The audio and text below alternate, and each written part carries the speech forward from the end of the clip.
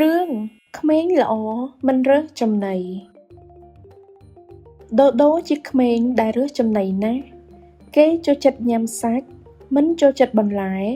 ហើយក៏មិនចូលចិត្តផ្លែឈើម្ដាយរបស់ដូដូឆាសាច់គោនិងការ៉ុតដូដូញ៉ាំតែសាច់ទាំងដុំហើយរើសយកការ៉ុតដែលម្ដាយខំដួសឲ្យចោលពេញតុម្ដាយក៏ណែនាំថាដូដូកូនញ៉ាំការ៉ុតដែរទៅកូនការ៉ុតមានសារធាតុល្អច្រើនចំពោះសុខភាពតែដូដូគ្រវីក្បាលនិយាយថាតែម៉ាក់ខ្ញុំមិនចូលចិត្តញ៉ាំបន្លែទេខ្ញុំចូលចិត្តសាច់និងការ៉េមបន្លែមិនឆ្ងាញ់ទេម្ដាយនិយាយថាកូនសាកភ្លក់បន្តិចទៅទើបដឹងថាឆ្ងាញ់ឬអត់ថាមិនត្រូវកូនអាចចូលចិត្តក៏ថាបានតែទោះម្ដាយនិយាយយ៉ាងណាដូដូនៅតែមិនព្រមញ៉ាំថ្ងៃមួយដូដូស្រាប់តែនៅអង្គុយលើចានបង្គន់យ៉ាងយូរខំប្រឹងជុះឡើងក្រហមមុខការពិតទៅដូដូទល់លាមកពី3ថ្ងៃមកហើយពោះក៏ចុកខ្លាំងពិបាកទ្រាំម្ដាយក៏នាំគេទៅជួបពេទ្យប្រាប់ថាដូដូត្រូវញ៉ាំបន្លែឲ្យបានច្រើន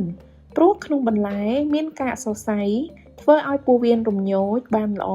ទើបមិនទល់លាមកទៀតមកដល់ផ្ទះវិញម្ដាយបានប្រាប់ថាយប់នេះយើងញ៉ាំស្ពៃប្រូកូលីដូដូក៏ស្រែកឡើងមកថាខ្ញុំមិនញ៉ាំប្រូកូលីទេខ្ញុំចង់ញ៉ាំភ្លៅមាន់ម្ដាយក៏ព្យាយាមលួងលោមថាដូដូកូនមិនអាចរើសចំណីបែបនេះបានទេនៅក្នុងបន្លែសម្បូរទៅដោយវីតាមីននិងសារធាតុចិញ្ចឹមជាច្រើនមុខកូនត្រូវតែញ៉ាំវាឲ្យបានច្រើនមិនអញ្ចឹងទេកូននឹងទល់លាមកទៀតមិនខានដូដូអោនមុខចុះនិយាយតិចតែកូនមិនចូលចិត្តញ៉ាំប្រូកូលីទេម្ដាយក៏ប្រើចង្កឹះចាប់ប្រូកូលីមួយដុំហុចឲ្យដូដូកូនមើលប្រូកូលីនេះចុះសក់វាវែងណាស់កូនជួយប្រើធ្មេញរបស់កូនកាត់វាចេញបន្តិចបានទេដូដូយល់ថាសប្បាយលេងក៏ហាមាត់ខាំមួយម៉ាត់ហើយម្ដាយរបស់គេក៏ចង្អុលទៅប្រូកូលីដែលនៅក្នុងចានទៀតថាកូនជួយពួកវាដែលនៅសល់ក្នុងចាននេះផងទៅកូនអាណិតគ្នាធ្វើដូច្នេះដូដូក៏ព្រមញ៉ាំប្រូកូលីអស់ជាច្រើនម្ដាយនិយាយថាដូដូកូនពូកែខ្លាំងណាស់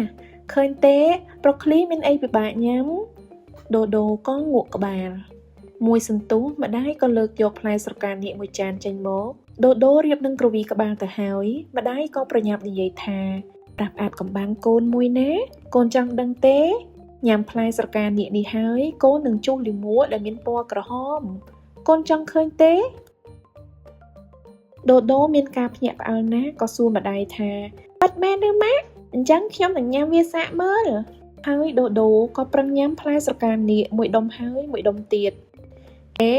ការពិតទៅផ្លែស្រកានាគមានរសជាតិឆ្ងាញ់ជាងការគិតរបស់គេឆ្ងាញ់ណាស់